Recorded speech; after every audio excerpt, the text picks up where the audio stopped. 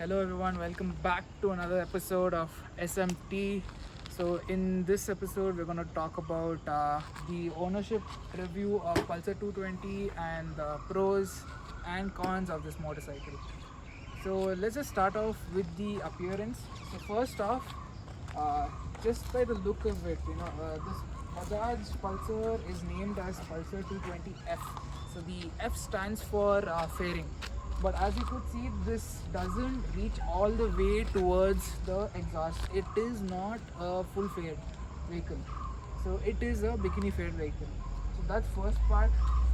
The second part of it is the headlight. It's kind of unique. Doesn't have that much of visibility in the highways or in the guards. So that's why I've added another set of fog lights. As you guys know, this came with a bikini fairing. Okay, so that is the front part of it. If you come all the way towards the side, you could see the engine is quite in a dual color, as this was the second gen model. That's why hence this color.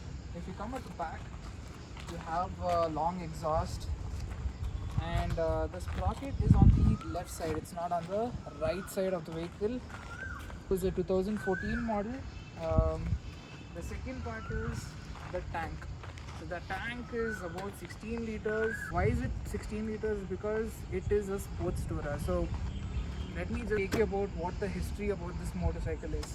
So back in the days, many people, whenever they got a motorcycle, they used to drive it around all over highways and guard sections. Or that could be on a 100cc or a 150cc or a 200cc motorcycle.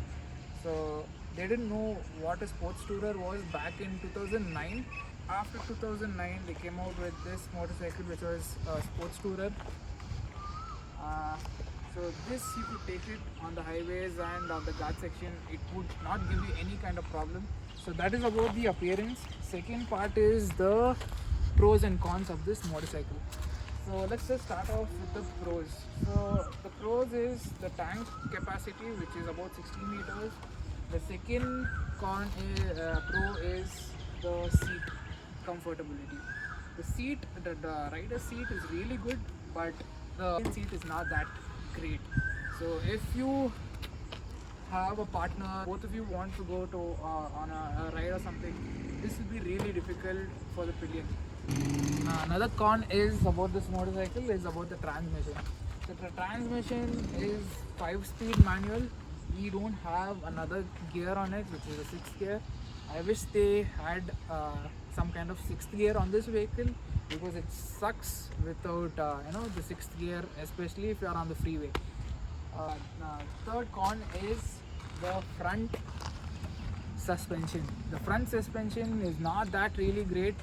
It tends to stick whenever you're probably going or stopping midway of a freeway, or if you're jamming brakes all of a sudden. These are not really good, as you tend to hit your crotch on the tank, especially if you're a male. That is going to be a big issue. Fourth con about this motorcycle is the headlight visibility. The headlight visibility on the is really bad. You don't have that much of visibility, especially on the highway and the guard section, as you would struggle taking turns on the guards, because it won't hit the road.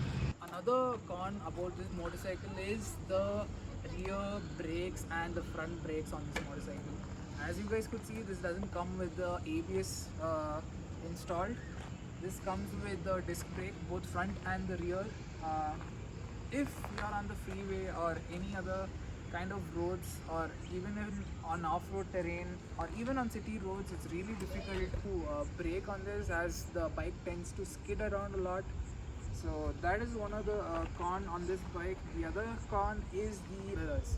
So the mirrors doesn't really give that much of a visibility, especially people who are coming at the rear.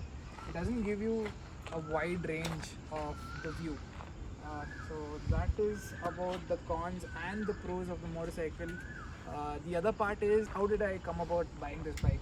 So initially, back in 2009, one of my cousin had this bike, and he used to let me ride this motorcycle while sitting on the tank. He used to control the clutch, I used to control the throttle. So that's how I really liked about a motorcycle, and then I got an opportunity to buy it from a friend. So he gave me a sweet deal on this vehicle. I've done a lot of touring on this bike, especially Ghat sections of Mangalore, freeways on Pondicherry, Chennai, Mahabalipuram, Mumbai. It didn't give me any problem. I did a lot of thousands of kilometers on it, and it never really gave me any problem. If you're a solo rider, this is the best motorcycle to buy.